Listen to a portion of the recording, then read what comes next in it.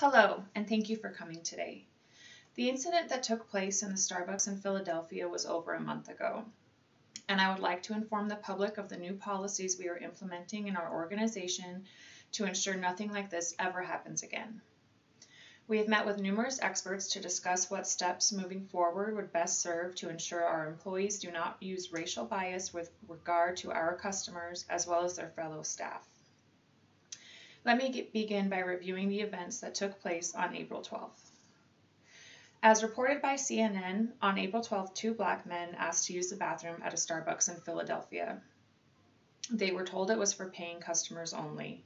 They then waited at a table for a friend, and they had not yet made a purchase, which is common at Starbucks.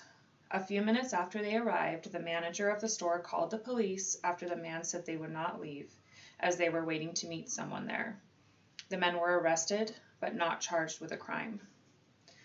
All of us at Starbucks deeply regret that this event occurred. Let me begin by offering my sincerest apologies to Dante Robinson and Rashawn Nelson, the two men who were arrested. We are so sorry this happened to you. There is no excuse for what occurred, and we hope that you, as well as the rest of our customers, can forgive us for this egregious event. We know that there can be no forgiveness if we don't make a lasting effort to ensure something like this never happens again.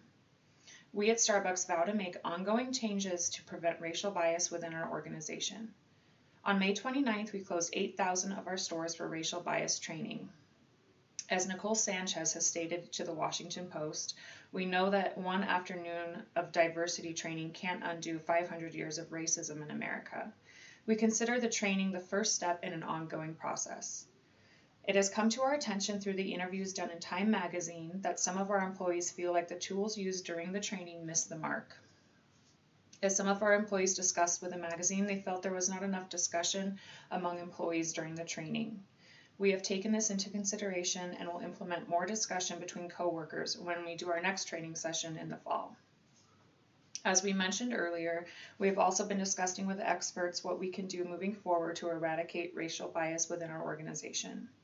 According to John Mark Sable, who wrote a paper about bias in the workplace and how to reduce it, most workplace bias is unconscious. That, combined with our mind's preference for what is familiar, we make prejudiced decisions while still believing that prejudice is wrong. We at Starbucks are determined to build bias awareness within our organization.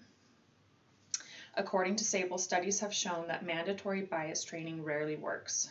Therefore, along with our mandatory bi-yearly bias training, we will also provide monthly programs for those employees that would like to take the initiative to learn more about bias in the workplace.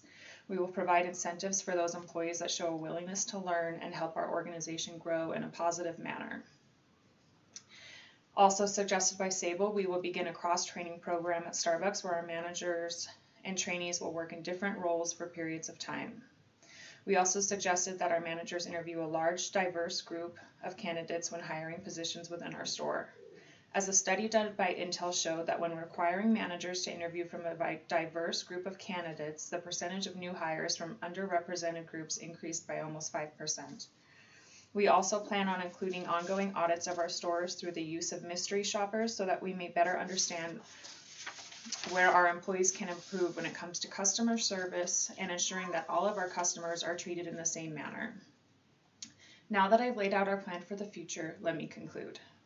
Again, I deeply apologize for the event that took place on April 12th, and I hope that you can see by the plans I have discussed with you today that we will do everything in our power to ensure that something like this never happens again at one of our stores.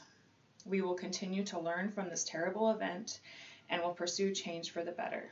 Thank you.